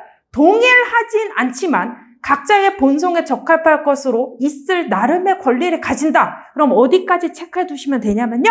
나름의 권리를 가진다에다 체크해 볼까? 권리는 있는 거지. 권리는 있는 거지. 권리는 존재합니다. 근데 그 권리의 양상이 동일하진 않지. 동일하진 않지. 자, 그래서 이 지문을 보면서 어디까지 생각하시면 좋냐면 뭔가 권리가 존재한다는 것과 그 권리의 속성은 다른 이야기야. 있냐 없냐랑 걔가 어떤 특성이 있냐는 다른 얘기라고. 다시 있다 없다를 가지고 걔네 속성이 어떻다 저떻다 말할 수 없다고. 이게 선택지에 나올 거니까 그냥 밑줄만 한번 쳐놓을게요. 이따 또 볼게요. 그래서 우리 여기까지 읽고 약속해야 되는 건 뭐냐면 존재하는 것과 속성은 다르다고요. 그래서 권리가 존재는 하는데 그 속성이 동일하진 않대. 알았어. 주장한대. 주장이니까 예의상 밑줄 쳐도 좋겠죠? 계속 자유의지를 지닌 인간만을 도덕행위자로 인정하는 칸트 윤리학. 다시 인간만이 자유의지가 있고 도덕행위자다. 다시 그럼 이 세 개가 같아요. 자유의지하고 인간하고 도덕행위자 다 같아요. 누가 칸트 입장에서는. 또 생명의 절대적인 가치를 부여하는 생명중심 윤리학의 경우에는 도덕적 주체 및 도덕적으로 대의하는 대상의 범위에서 인공물을 제외하지만 플로리디에는 존재하는 것들은 뭐더라? 인포그잖아? 아까 1문단에서 얘기했었죠? 그 인포그는 인간만을 별도로 다루는 게 아니잖아. 인간을 포함한 모든 존재가 다 정보가 될 수 있잖아. 그러면 그 모든 인포그들이 내재적 가치를 있으면서 찾는다면 인공물로까지 그 범위가 확장된다. 그럼 이것도 차이점이죠? 그러면 생각해보자면 여기까지 정리할 수 있겠어? 1문단에서는 인간을 별도의 존재로 보느냐 아니냐로 대비가 된다면 2문단에서는 도덕의 대상이나 도덕의 주체가 인간만 있느냐 아니면은 인공물까지 포함되느냐에 따라서 대립이 되죠? 3문단입니다. 그래가지고 플로리디는 인포그와 그 상호 연결을 망라하는 공간 공간을 인포스피어라고 얘기한다. 요번엔 여기다 내모쳐니까 3분단에 또 화제가 또 바뀌었네? 요번에는 공간 이야기 하는 거지. 그럼 정리할 수 있겠어? 1분단에서는 인간을 바라보는 관점이었죠. 2분단은 뭔데? 윤리에 대한 내용이었죠. 3분단은 뭔데? 공간에 대한 내용이구나. 그러니까 플로리드 정보 철학을 바탕으로 해서 세부적인 화제가 달라지고 있어요. 끊어가면서 읽으시면 돼요. 그래서 이런 망라하는 공간이 인포스피어인데 온라인 공간과 오프라인 공간이 중첩되어가는 오늘날 우리의 생활 환경 전체가 인포스피어래. 그래서 이 공간은 기존의 공간 개념과는 다르대요. 그리고 기존의 공간 개념의 대표적인 게 뭔데? 뉴턴이 생각한 공간이란 말이죠. 이것은 주체와 대상과 관계없는 절대적인 것이었으나 얘와는 다르게 인포스피어의 경우에는 대상과 주체가 서로 의존함으로써 존재하는 공간이자 추상화층을 통해 인식되는 공간이다. 일단 대비적인 구조로 보면 뉴턴이 생각하는 절대 공간은 요것만 착하면 되잖아요. 절대적인 것, 그것과는 다르게 플로리디가 생각하는 인포스피어는 의존적인 것 이렇게 얘기하면 되겠죠? 거기다 하나 더 뭐가 붙어? 추상화층이가 붙잖아요. 네. 그럼 추상화층에는 무슨 내용인데 그 다음에 설명해 준다며. 그래서 여기에 밑줄 치면 되죠. 주체의 목적이나 관심을 반영함으로써 주체와 대상 사이의 인식적인 관계를 매개하는 경로이다. 이게 말이 좀 복잡하니까 핵심 내용만 뽑아내시면 돼요. 관심, 목적이나 관심을 반영해가지고 대상 사이의 관계를 만들어준대. 뭔 소린데? 계속 이어서. 추상화 층위에서는 그 층위를 선택한 주체의 목적에 부합하는 속성만 정보로 인식되고 부합하지 않으면 생략된대. 예를 들어 뭐라고 얘기하냐면 차량 구매 시 내가 안정성을 목적으로 본다면 내가 원하는 정보는 선택이 되고 경제성을 목적으로 본다면 목적에 부합하는 정보만 선택이 되고 나머지는 버려진대. 이처럼 자 여기다가 연락 동그랗게 크게 체크를 해둘까요? 이 앞에 있는 말을 다 받는 거잖아. 그럼 여기서 말한 이처럼의 내용은 뭐죠? 내 목적에 부합하는 속성만 정보로 인식되고 나머지는 생략된다가 이처럼에 붙는 거잖아. 왜? 그 뒤에 예를 들어서 했던 내용을 묶어주는 셈인 말이니까. 그럼 그 뒤에 밑줄 친 기억 한번 볼까요? 추상화 층위를 통해서 인식되는 정보는 구성되는 것이다. 구성의 내용은 뭔데? 주체가 선택한 경로에 따라서 해석하여 이해하는 것이다. 한마디로 정리하면 뭔데? 주체가 선택한, 주체의 목적에 부합하는 애만 인식하는 게 선택이라고 연결하면 되잖아. 이만큼 하나, 둘, 셋, 넷, 다섯, 6문장 정도를, 6줄 정도를 한 번에 묶어서 이해하시면 좋을 것 같아요. 계속. 즉 플로리디에 따르면 인포스피어라는 공간은 주체가 발견한 것도 만들어낸 허구도 아니고 그럼 뭔데? 구성한 거다. 이렇게 얘기하면 되죠. 구성이 뭔데? 기존에 있는 정보에서 내 목적에 부합하는 애만 인식이 된다고. 그러니까 허구는 아닌 거죠. 마무리. 그래가지고 정보 철학은 삶의 터전이 온라인으로 확장된 한편 인공지능 등의 비인간 행위자와 인간과 공존하는 현대의 변화를 통찰한다는 의의를 가진대. 그래서 이게 인포스피어의 의미래. 알았어요. 자, 그럼 이제 전체 내용을 한번 정리를 해볼까요? 요 정도 정리하면서 좀 난도 높았던 문제 16번도 같이 볼까요? 1문단은 무슨 내용이었는데 2문단의 가장 앞부분은 제가 밑줄 치라고 했죠? 인간의 의미가 무엇인가를 설명해 준 게 1문단이잖아요? 그럼 얘를 대립구도상으로 보자면 플로리드는 모든 존재의 속성과 행위가 정보로 환원이 되고 모든 존재는 다 인포그라는 걸로 본다면 걔랑은 다르게 인간 중심주의는 정보는 인간의 도구에 불과하다. 맨 첫 문장에 나왔어요. 정보는 인간의 도구에 불과하다고 하고 인간과 다른 존재는 별도로 본다며. 자, 그럼 문제 16번에 보기에 있는 니은 한번 보시겠습니까? 니은의 내용을 보자면 정보가 인간에 의해 발생한다. 그럼 얘는 인간이 먼저고 정보가 그 다음이죠? 그럼 얘는 인간하고 정보랑 같은 셈이다로 연결되는 환원이라는 용어랑 연결이 될 수가 없죠? 그럼 구조를 만들자면 니은하고 플로리드는 환원이 아니라 발생이라고 얘기를 하고 있으니까 서로 다른 내용이잖아. 선택지 2번. 니은은 플로리드의 입장과 서로 충돌한다, 같지 않다, 다르다 이 정도는 만들 수 있겠죠. 괜찮으시겠어요? 여기까지가 1문단. 디귿도 한번 볼까요? 16번의 디귿은 어떤가요? 정보는 도구일 뿐이며 인간은 정보와 별도로 존재한다. 아이고 너무 이거 통하는 게 있네. 정보와 별도로 존재한다는 인간중심주의랑 연결이 되죠? 그러므로 디귿은 인간중심주의에 상충하지 않는다. 같은 셈인 말이다. 지지해준다. 이런 식으로 바꿀 수 있겠죠? 선택이 3번도 괜찮네요. 2문단으로 갑시다. 그래서 이 문단에서는 윤리적 견해의 차이로 이어진다고 하네. 플로리디의 경우에는 있으면 상호 연결로 간다면 제가 밑줄 쳐놓으라고 했죠? 속성상 동일하진 않지만 권리는 전부 다 존재한다. 모든 존재들이. 인포그라고 불리는 모든 존재들이 그렇다라고 본다면 경험주의는 있으면 경험될 수 있다 이렇게 이야기가 된다며. 그러면 16번의 기억 한번 볼까요? 인간은 무엇이 그 본성에 적합한가와 무관하게 다른 인공물과 동일한 권리를 갖는다. 인간은 다른 인공물과 동일한 권리를 갖는다라고 하면 여기서 플로리다 이거랑 대립제지. 권리를 갖는 건 맞아. 근데 동일하진 않다고 했잖아요. 속성은 다르다고 했잖아요. 선택지 1번. 기억은 그러므로 플로리다의 입장과 상충해야지. 자, 아까 다시 말씀드렸죠. 밑줄 쳐놓으라고 했잖아요. 있다 없다 하고 같다 다르다는 다른 말인 거야. 그러니까 권리가 있다 어쩌고 저쩌고 요거에 낚여가지고 권리를 갖는다 이런 것만 보면 답 못 찾는 거예요. 괜찮으시겠죠? 그래서 이게 자주 나오는 출제 포인트니까 이런 유형의 문장이 나왔을 때는 밑줄 한번 쳐두시는 것도 좋을 것 같아요. 16번의 정답은 1번이고요. 다른 선택지들도 한번 훑어봅시다. 이 문단의 나머지 내용도 한번 가볼까요? 그래서 플로리드는 더 연결해 보자면 모든 인포그들이 있을 권리가 존재하기 때문에 모든 인포그들은 도덕과 관련이 되어 있다고 본다면 칸트는 자유의지를 갖는 인간만이 도덕 행위자로 보고 생명중심 윤리학은 생명을 지닌 존재만 도덕적인 주체 및 대상이 될 수 있다. 이렇게 연결이 된단 말이죠. 그럼 문제 16번의 미음을 본다면 이렇게 돼요. 인공물은 도덕적으로 대해야 되는 대상이 아니다. 이건 요쪽 중심에 가깝잖아. 그죠? 그러므로 얘는 플로리디랑 대립되잖아. 그러므로 선택지 5번. 미음은 생명중심 윤리관과는 비슷하지만 상충하지 않지만 플로리디의 입장과는 상충한다. 나쁘지 않죠. 이렇게 생긴 애들 있고요. 조금 더 가볼까요? 선택지 하나 남았네요. 갑시다. 3문단의 인포스피어에 해당하는 공간의 의미로 보자면 플로리디가 말한 인포스피어 의미는 두 가지였죠. 서로 의존한다, 추상화층이다 이렇게 되고 걔랑은 다르게 뉴턴의 공간 입장에서는 주체와 관련 없는 절대적이다 이렇게 나왔잖아요. 그럼 문제 16번의 선택트 보기 안에 들어가는 리을을 한번 보실까요? 주체가 속한 공간은 그 주체가 어떤 인식적인 매개 경로를 택하는가에 의해 영향을 받는다. 어쩌고 저쩌고. 어쨌든 공간은 주체에 의해 영향을 받으면 요렇게 의존한다 하고 비슷하잖여. 그죠? 그러므로 얘는 뉴턴하고는 대립되잖여. 관련 없다랑 영향받는다는 대립되잖여. 선택지 4번 어떤가요? 리을은 뉴턴의 입장과는 서로 충돌한다. 괜찮죠?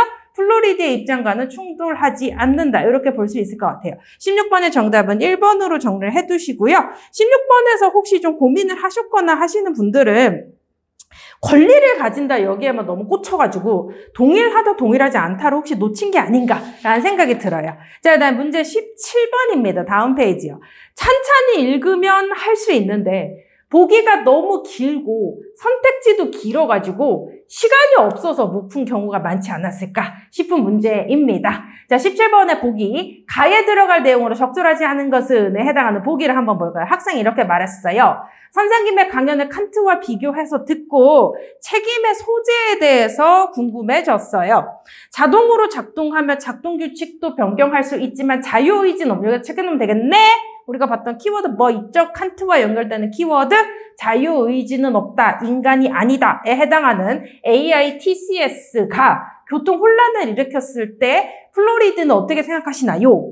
플로리드의 대답. 칸트에 따르면 제가 할 수 있겠어요? 자유의지 있어. 책임 가능. 이렇게 하면 되죠? OX로 판단해볼까요? 자유의지 있어. 인간이 맞다. 도덕적 책임 있어. 이렇게 되죠?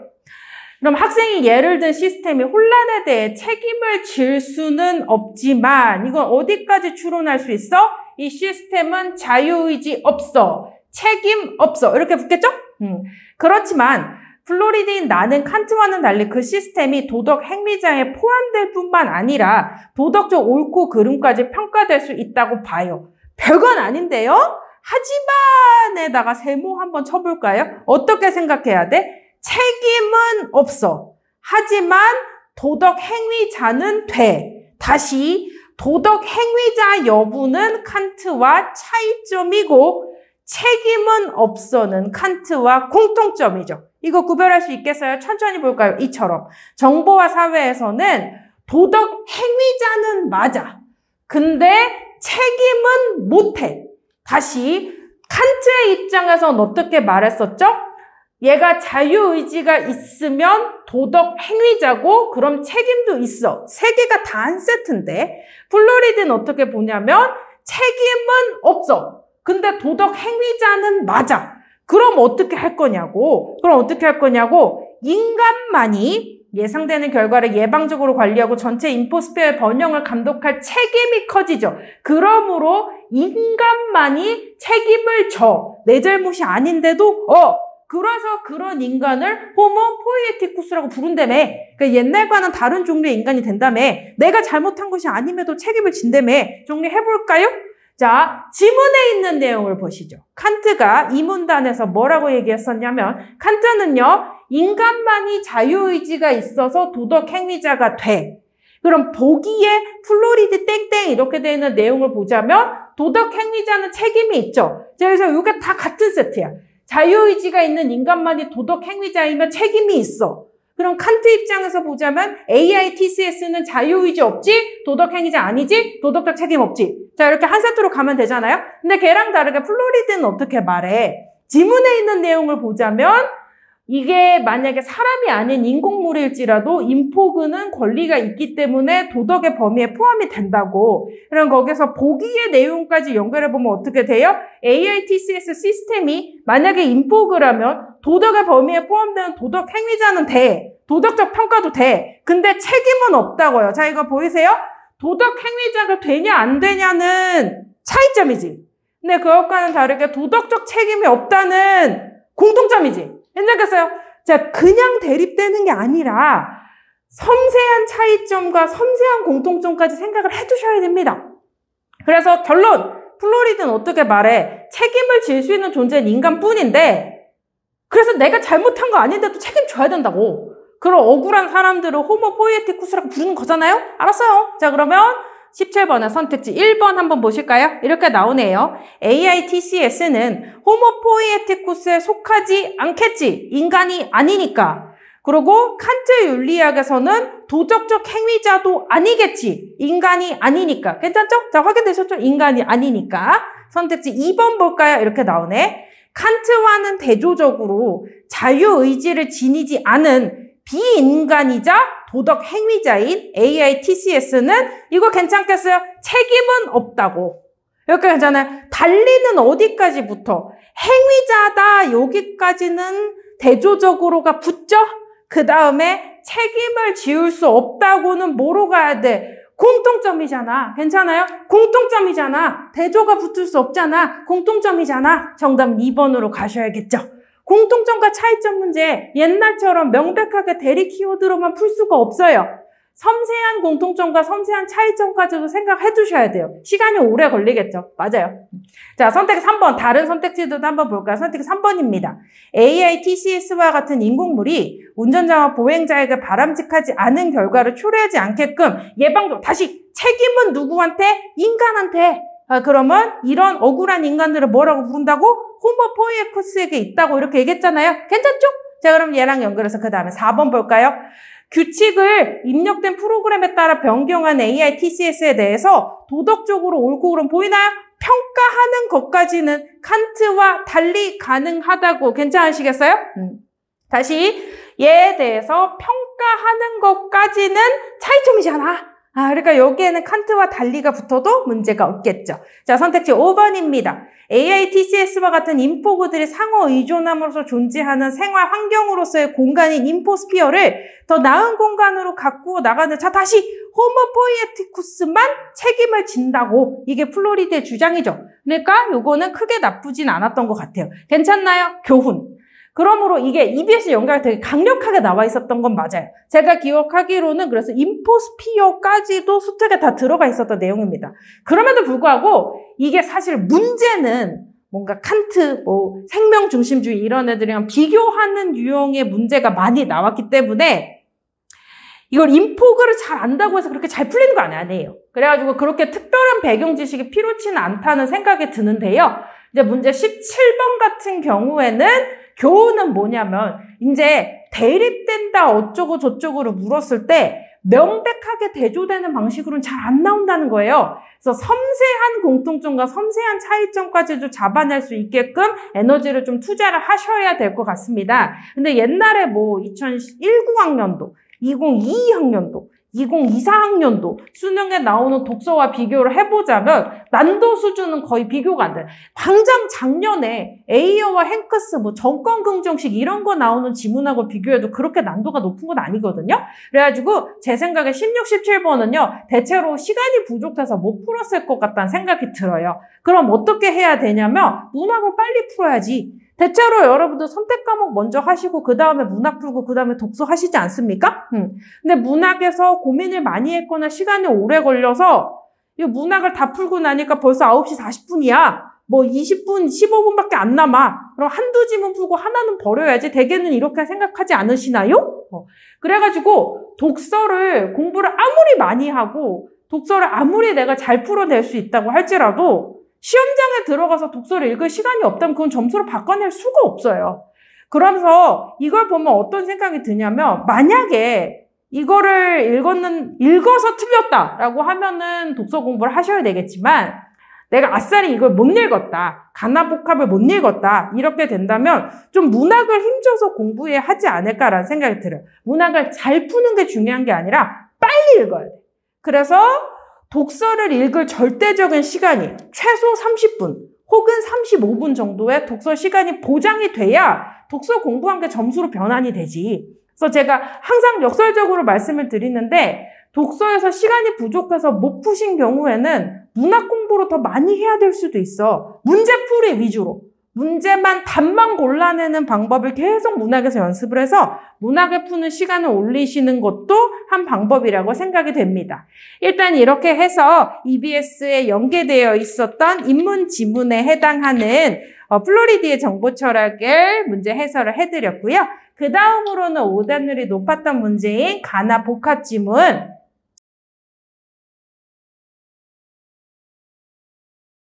사회 유형의 법모델의 변천에 대한 이야기를 해드릴게요. 자, 나지문에 있는 임대차 계약에 대한 갱신권은 수특 연계가 돼 있어서 좀 쉽지 않을까 싶은데 가지문은 절대적으로 그렇게 어려운 건 아니에요. 이게 약간 좀 압박스럽지?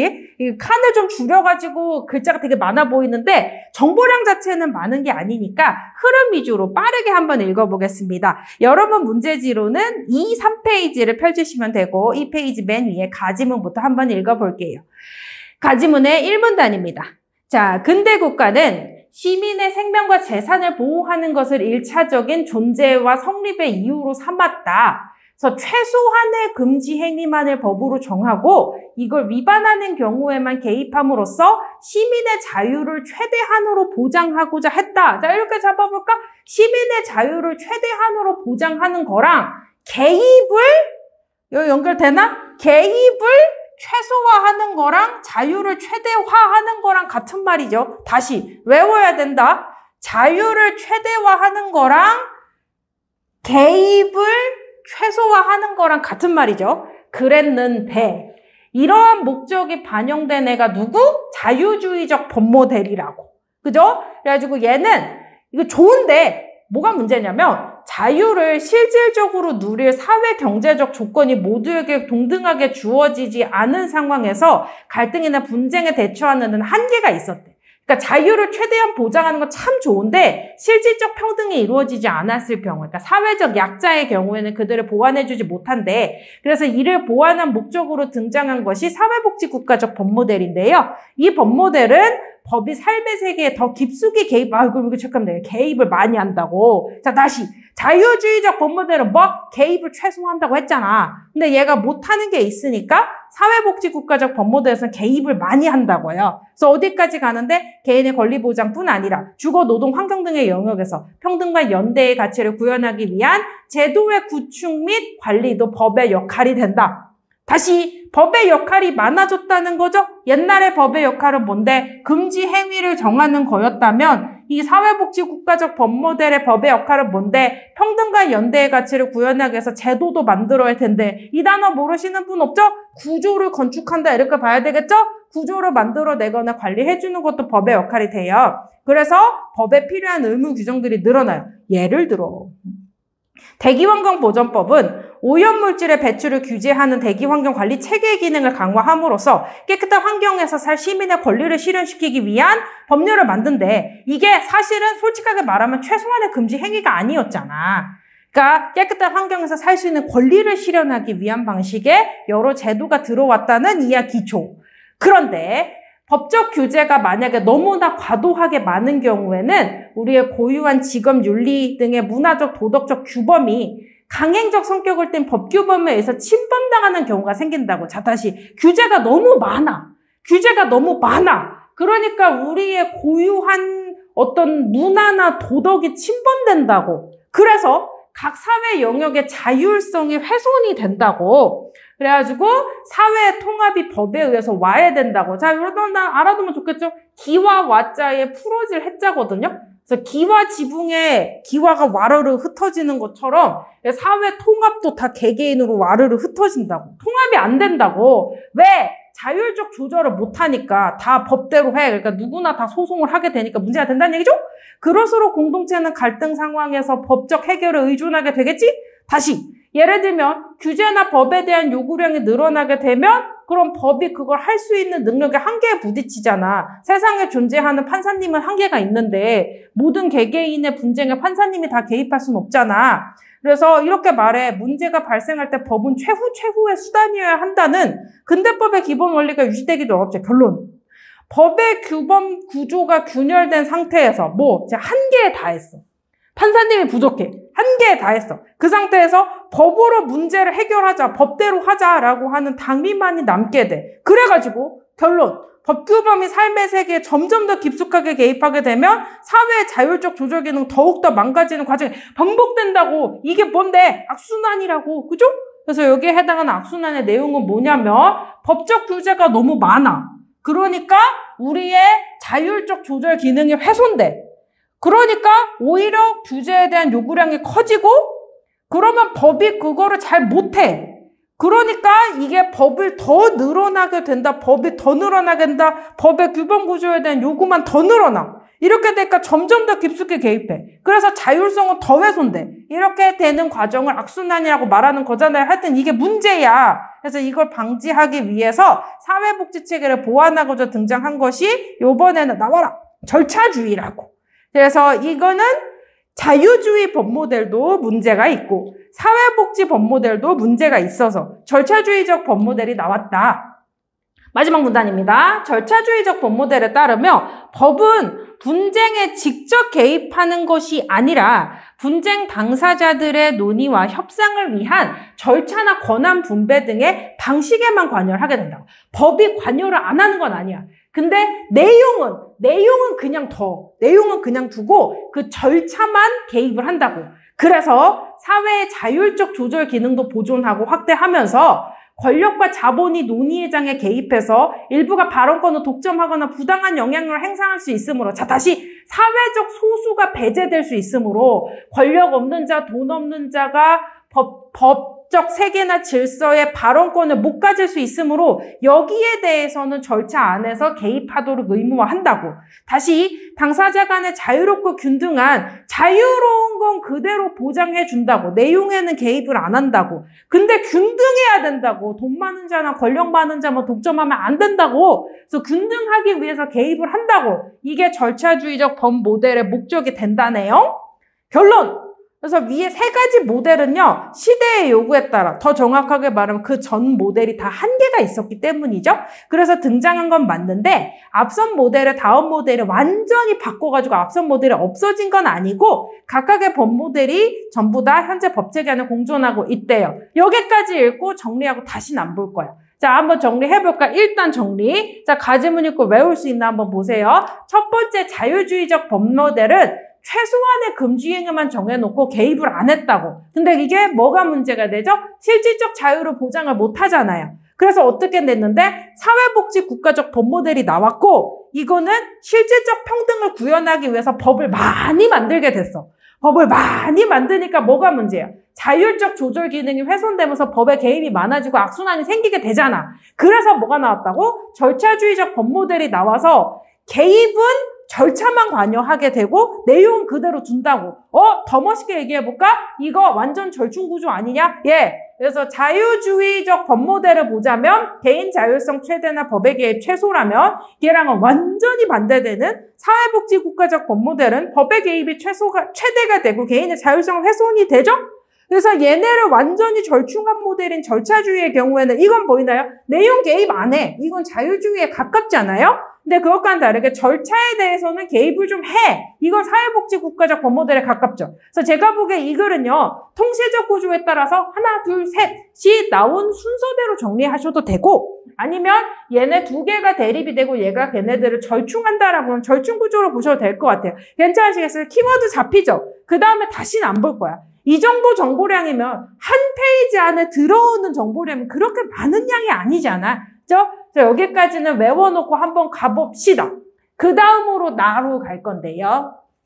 자, 나지문의 1문단을 내용을 볼 때 괜찮으시면 1문단을 묶어놓고 왕별 한번 때려보실래요? 생각보다 중요합니다. 가나보카 지문에서는 나지문의 1문단을 아주 집중해서 보셔야 돼요. 왜인지 알아? 가와 나 사이에 무슨 관계를 가지고 있는지를 설명해 주는 게 나의 1문단이기 때문이지. 그래서 나의 1문단을 읽을 때까지는 가지문에 있는 내용이 아직은 머릿속에 생생하게 남아있어야 돼. 진짜야? 한번 보자. 나의 1문단입니다. 자, 재산관계에서는 개인의 자유가 최대한 보장되어야 하므로 계약으로 권리와 의무가 인정되는 것이 원칙이다. 이거 기억에 나냐고. 자유. 어디서 많이 봤잖아. 자유주의적 법모델이죠? 그러므로 일단 이거 체크는 해줄게. 자유를 보장하는 거야. 그래서 자유의 친구는 누구야? 계약이야. 알았어. 그랬는데 사회 경제적 조건을 달리하는 당사자들 간에는 보이냐? 약자 보호 어쩌고 저쩌고 평등과 연대의 가치 약간 이런 느낌적인 느낌이 오시나요? 이런 애들을 보호를 해주려면 뭐로 한다고? 법률로 그 내용이 정해지는 경우가 있다고. 이럴 때는 계약으로 변경할 수 없어요. 잘 생각해 보세요. 자, 약자 보호를 해야 될 때는 누가 먼저야? 법률이 먼저죠? 약자 보호를 할 필요가 없으면 뭐가 먼저겠어?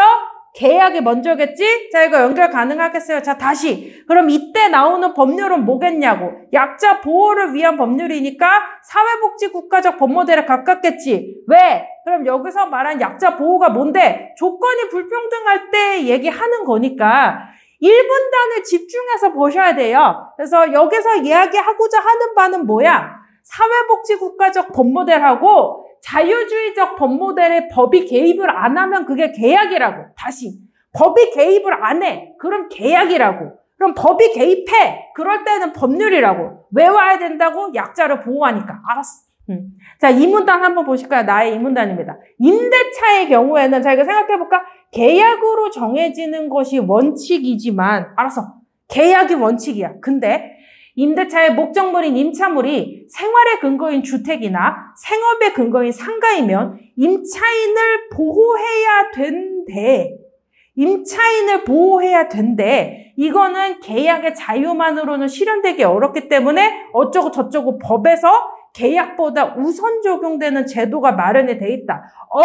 그러면 계약이 먼저냐, 제도가 먼저냐, 다시 계약이 먼저냐, 법률이 먼저냐 묻는 문제 아니겠어요? 자, 이렇게 무엇이 적용될 것인가에 해당하는 법률 지문은요, 선행 조건과 그 결과의 OX로 읽으시면 됩니다.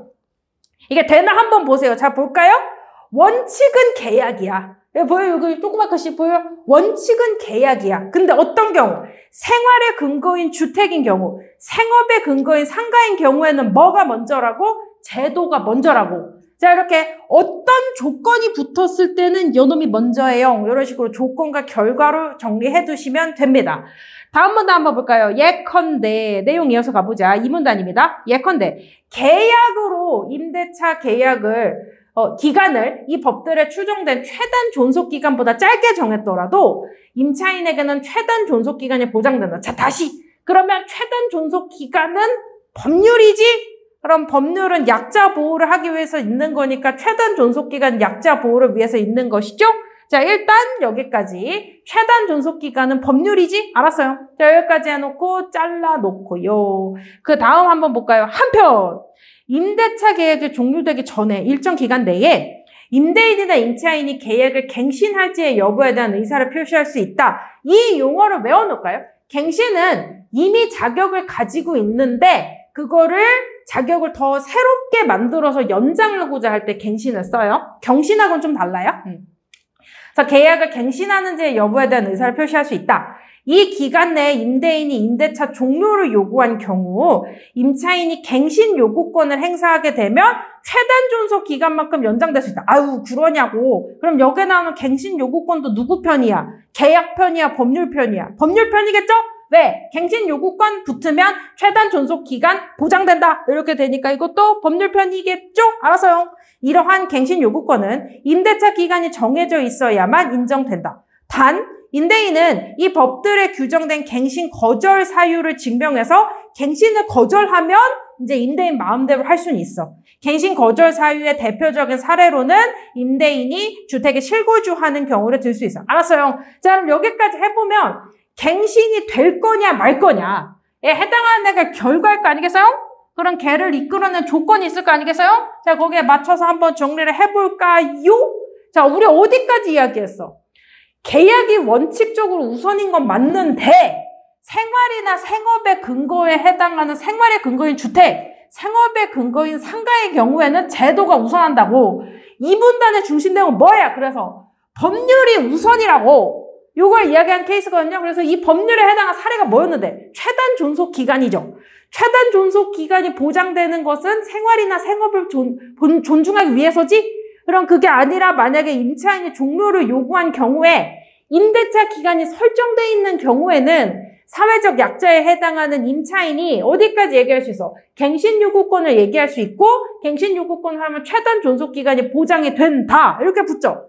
그랬는데 갱신 요구권까지 썼음에도 불구하고 법률로 인정되는 갱신 거절 사유가 있을 때는 최단 존속 기간이 안 되지 않나. 자, 이렇게 이럴 땐 요렇게, 저럴 땐 저렇게 이렇게 OX로 정리할 수 있겠어요?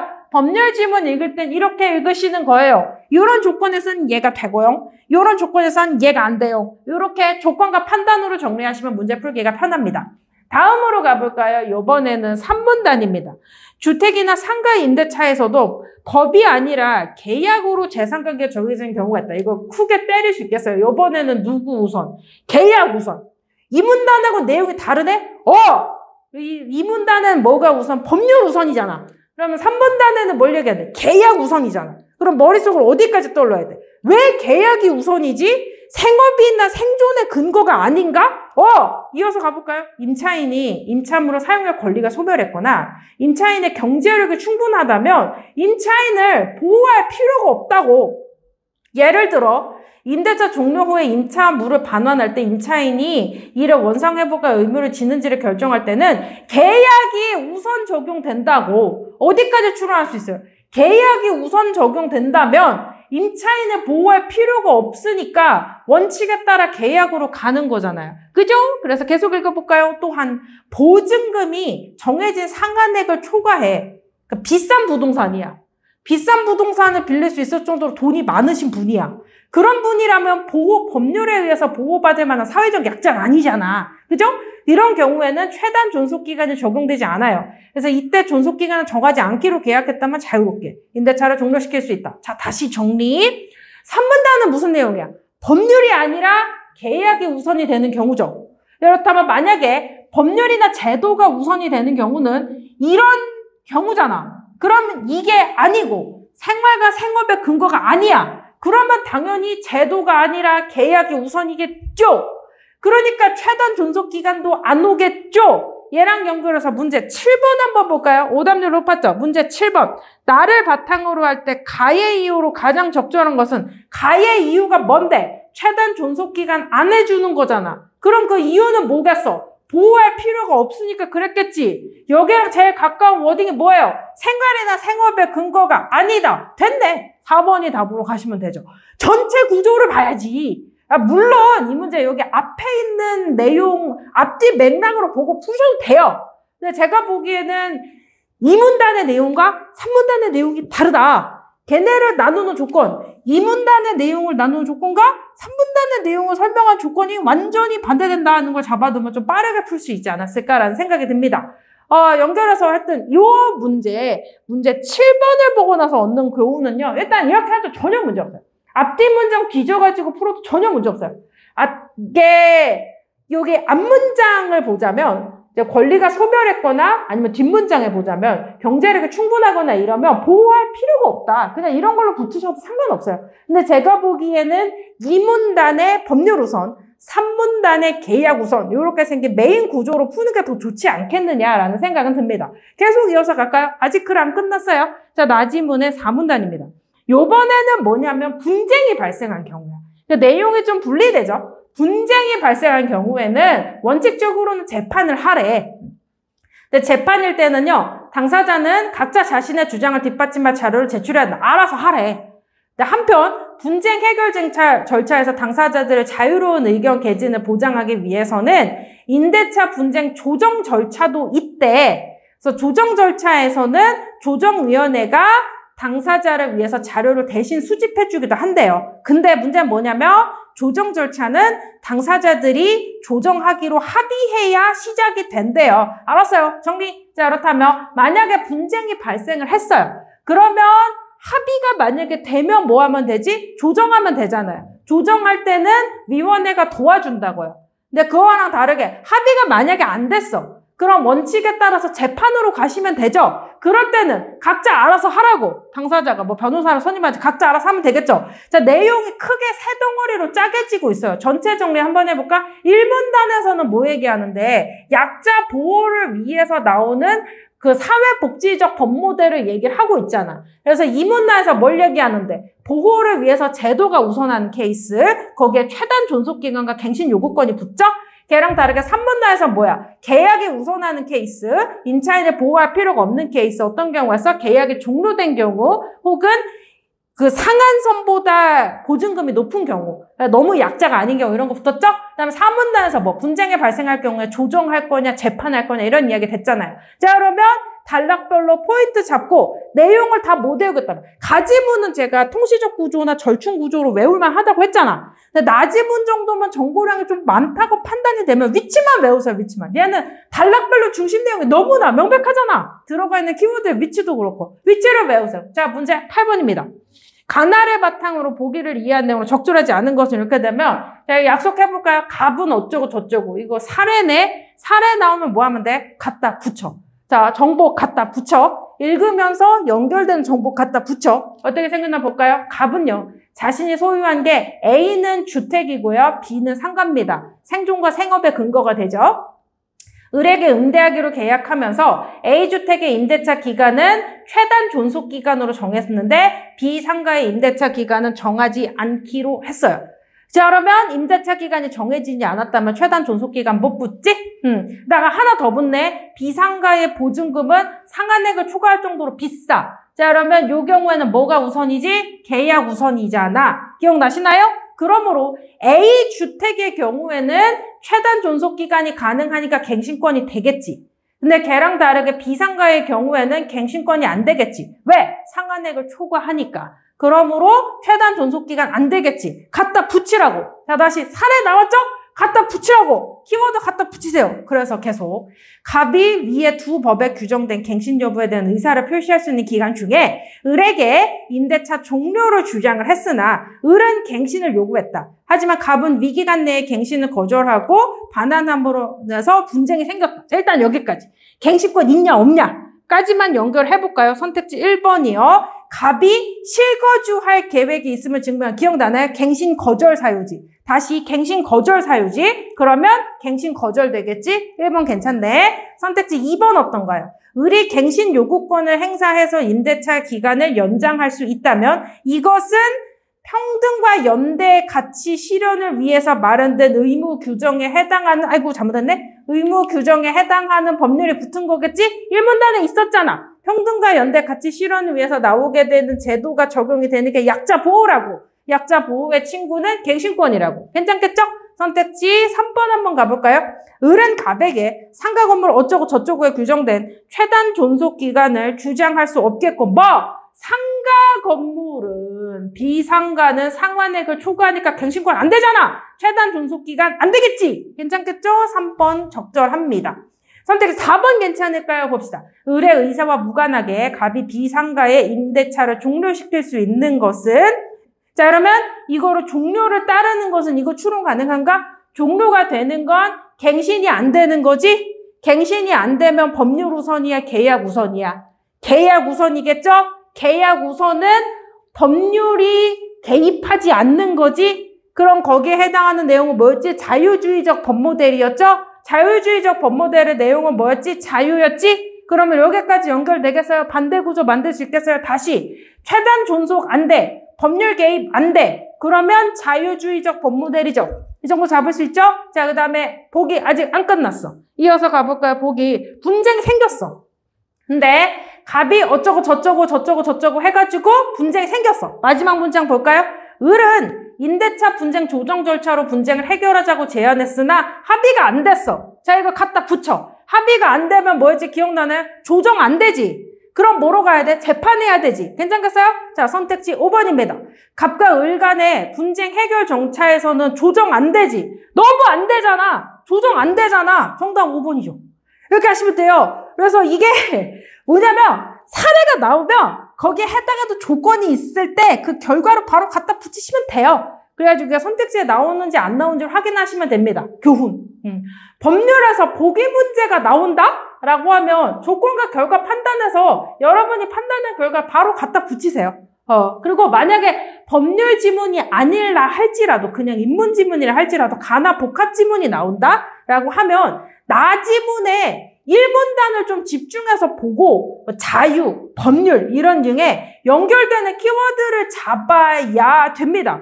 그래서 다시 얘기해보자면 나 지문에 있는 계약 우선이냐 법률 우선이냐라고 하는 이야기가 가 지문에 있는 자유주의적 법모델이냐 나 지문에 있는 사회복지주의적 법모델이냐가 한 세트로 묶일 수 있으면 좋겠습니다. 다시 가지문의 정보량이 많지 않고 가지문의 글의 구조가 명백한 경우에는 가는 그냥 암기하시는 게 좋아요. 괜찮겠어요? 이 정도 정보량이면 뭐 이수능 뭐 이런 레전드 수능에 비하면 그렇게까지 많은 정보량은 아니거든.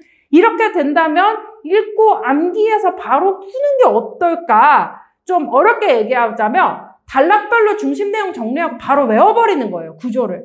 그러니까 공부할 때 이렇게 글 내용 자체를 아싸리 외워가지고 풀어보는 걸 저는 좀 있어 보이는 말로 사고 용적량을 본다 정확하게 말하면 이제 머리통의 양을 늘리라는 거지. 한 번에 머리에 들어가는 정보 양을 늘려본다는 거지. 시험장에서는 이렇게 못하지. 근데 평소에 공부할 때 중심 내용 정리하고 외우고 하는 방식으로 해서 한 번에 여러분들이 컨트롤할 수 있는 정보의 양을 늘리게 되면 읽는 속도가 오릅니다. 그래서 공부하실 때 이런 방식의 훈련을 해보는 게 어떨까라는 생각이 들어요. 자, 일단 난도가 높았던 문제, 엄매를 제외하고 오답률이 높았던 문제들은 거의 다 풀어드린 것 같고요. 그래서 이제 마치며 자리에 해당하는 결론으로 본다면 제가 생각하기에 이번에 6평에서 좀 같이 있었던 문제는 좀 독서 16번 상충 어쩌고 저쩌고 이런 거 나오는 거랑 이제 문학의 21번 표구된 유지에서 아까 말씀드렸듯이 액자식 구성하고 역순행적 구성이 뒤섞여 있는 유형의 보기가 좀 까다로웠던 문제라든가 화작에 가하고 메모하고 나까지 봐야 되는 정보량이 많은 문제 40번이라든가 37번에 피동 나오는 거 난도 높았던 문제 이 정도 수준은 좀 난도가 높았다고 판단이 돼요. 이거를 제외하고는 엄청나게 새로운 문제는 없고요. 그 다음에 이번에 수특을 열심히 공부하신 분들은 6평의 결과물 점수를 한번 판단해 보세요. EBS 연계가 여러분의 점수 향상에 도움이 됐는지. 제가 감히 말씀드린다면 평가원에서 극단적으로 연계를 시켜줘도 이거 이상을 넘어설 수는 없어요. 정말 연계 체감이 많이 된 시험이거든? 그래서 내가 실질적으로 도움이 됐다. 그러면 수특 공부 열심히 하시면 돼요. 근데 나 진짜 수특 개 열심히 공부했는데 점수는 별로 마음에 안 든다라고 하면 기출문제를 조금 더 열심히 해볼까? 이렇게 생각하셔서 학습의 방향성을 조절하시면 됩니다. 그 다음에 이제 당부드리고 싶은 게 있다면 구평은 그리고 수능은 당연히 이거보다 어려울 거예요. 이거보다 쉬우면 안 돼. 난리나. 그러니까 이거보다 당연히 어려울 거라고 생각을 해두고 하나 더 얘기해볼까? 올해 N수가 역대 최다의 가능성을 염두를 해두시는 게 좋겠죠. 그리고 입시 측면에서 얘기해보자면 의대 정원이 다시 평년 수준으로 복귀가 됐기 때문에 최상위권에서 시작해서 줄줄이 아래로 내려올 거란 말이지. 그러면 입시에서 정말 표준 점수 1, 2점 차이로 아쉬운 결과물들이 많이 나올 수도 있단 말이지. 그렇게 생각을 해두자면 쉬우면 쉬운 대로 문제고 어려우면 어려운 대로 문제가 돼요. 그러니까 항상 얘기하지만 평가원 시험이라고 할지라도 잘 봤다고 너무 자만하지 마시고 못 봤다고 너무 뭐랄까 늘어져 있거나 자포자기 하지 마시고 더욱 꼼꼼하게 풀 수 있게끔 쉬워? 그럼 이번 한번 외워서 풀어볼까? 라든가 정보량이 많지 않아? 그럼 지문 한 번만 읽고 지문 안 보고 한번 풀어볼까? 라든가 다양한 멘탈 털리는 상황에 대응할 수 있게끔 연습을 해보는 계기로 삼는 게 어떨까 싶습니다. 제가 이번에 6평을 보고 나서 느낀 점이나 어려웠던 문제에 대해서 풀이드린 내용은 여기까지고요. 하나 더 말씀을 드리자면 저희는 정말 수험생 여러분들과 함께 마지막 순간까지도 같이 하는 강사진들과 연구진들이 될 수 있도록 노력하겠습니다. 오늘 저희가 준비한 내용은 여기까지입니다. 수능 최고의 전문가 집단 더 매드 학원이었습니다.